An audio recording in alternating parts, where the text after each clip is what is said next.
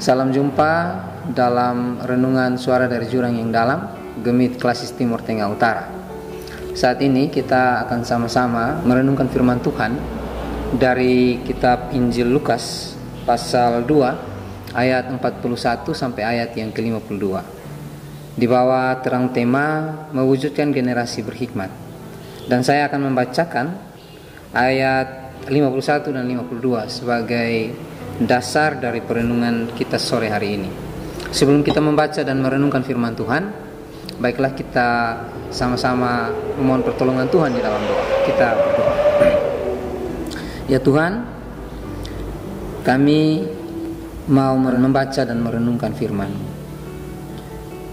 Dan karena itu kami mohon, tuntunlah kami supaya kami bisa memahami firman-Mu, bahkan bisa memeliharanya dalam kehidupan kami setiap hari. Di dalam nama Yesus Kristus, firman yang hidup, kami berdoa. Amin. Injil Lukas pasal 2 ayat 51 sampai ayat yang ke-52 demikian bunyinya. Lalu ia pulang bersama-sama mereka ke Nazaret, dan ia tetap hidup dalam asuhan mereka, dan ibunya menyimpan semua perkara itu di dalam hatinya. Dan Yesus makin bertambah besar dan bertambah hikmatnya dan besarnya, dan makin dikasihi oleh Allah dan manusia. Demikian firman Tuhan.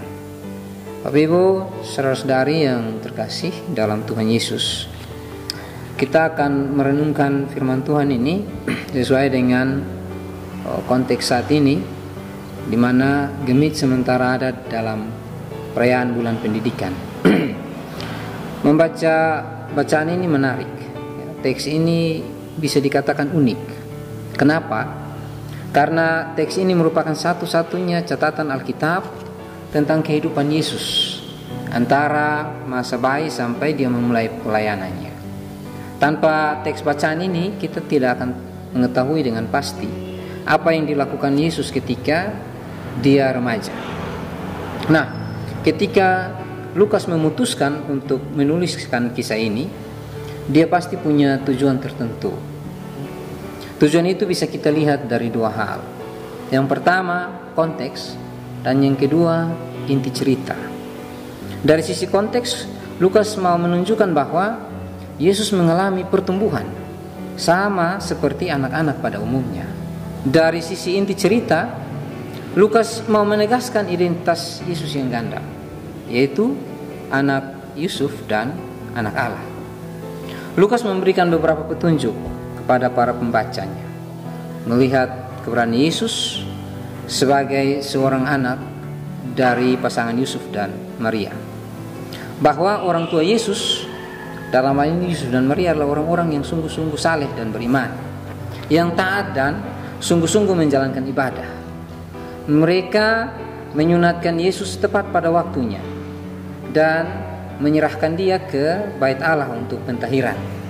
Bisa kita baca atau bandingkan misalnya dengan Injil Lukas pasal 2 ayat 21 sampai 24. Lalu mereka juga secara rutin menghadiri hari raya Paskah tiap-tiap tahun, dikatakan dalam ayat 41, untuk memperingati peristiwa keluaran dari tanah Mesir. Maria juga mengikuti Paskah, walaupun tidak ada keharusan sebenarnya untuk seorang perempuan mengikuti Paskah di Yerusalem. Lalu mereka juga sudah mengajak Yesus menghadiri perayaan Paskah pada usia 12 tahun. Ayat 42. Walaupun menurut tradisi waktu itu, anak-anak yang berusia 12 tahun hanya perlu diajarkan tentang makna hari raya, dan baru kemudian pada usia 13 tahun mereka ikut serta dalam perayaan. Mereka juga mengikuti seluruh rangkaian perayaan Paskah yang memakan waktu 7 hari, walaupun yang diwajibkan hanya 2 hari saja.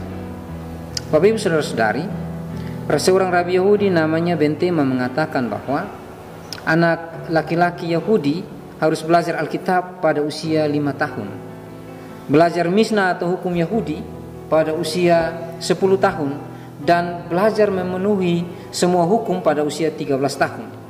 Dan kemudian mereka belajar Talmud, kitab penjelasan Yahudi mengenai perjanjian lama, itu pada usia 15 tahun.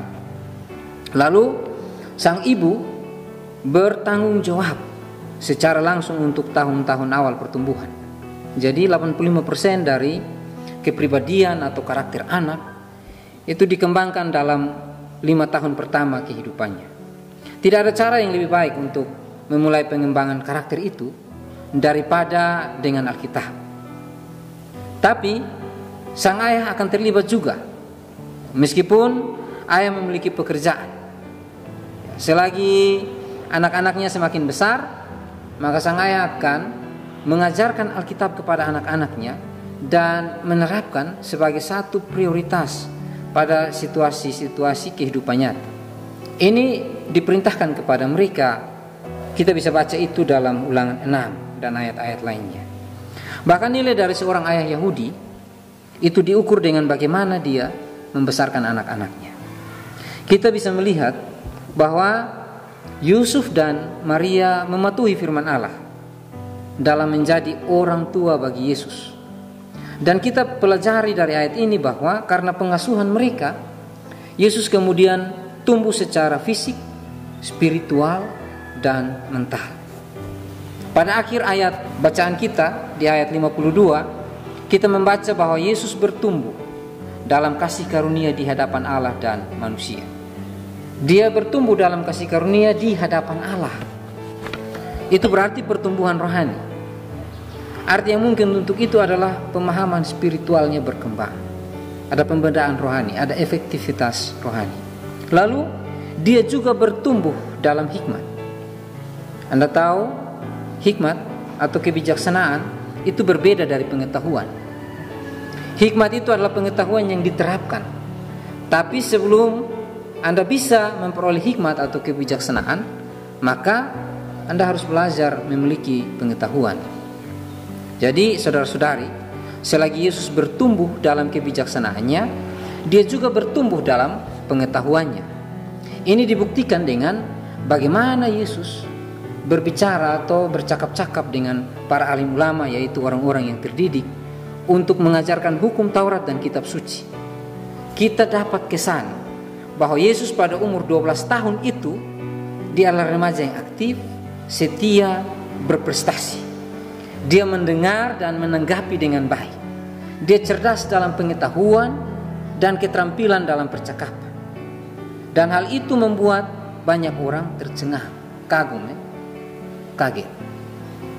Itu semua terjadi karena proses belajar yang dimulai dari dalam rumah, dari orang tua. Nah, sesuai dengan tema kita, bagaimana mewujudkan generasi yang berhikmat, kita belajar dari Injil Lukas 3 hal. Yang pertama, mendidik anak itu merupakan tanggung jawab orang tua. Orang tua tidak bisa melempar tanggung jawab kepada yang lain. Pertama-tama tanggung jawab orang tua ialah mendidik.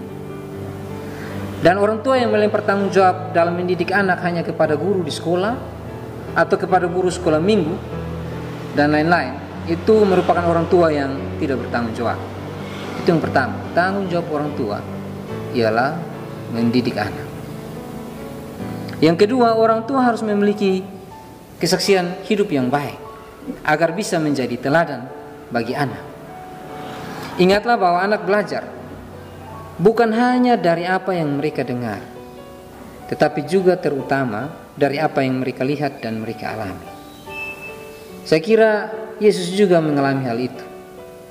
Dia melihat dan belajar dari teladan-teladan Maria dan Yusuf yang sangat taat beragama sebagai orang-orang yang beriman.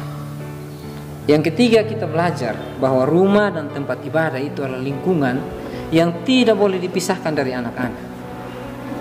Keduanya merupakan lingkungan yang penting untuk menghasilkan generasi yang berhikmat.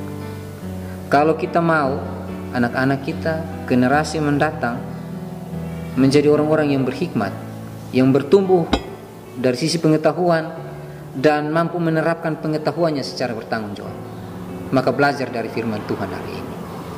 Tuhan memberkati kita semua. Amin.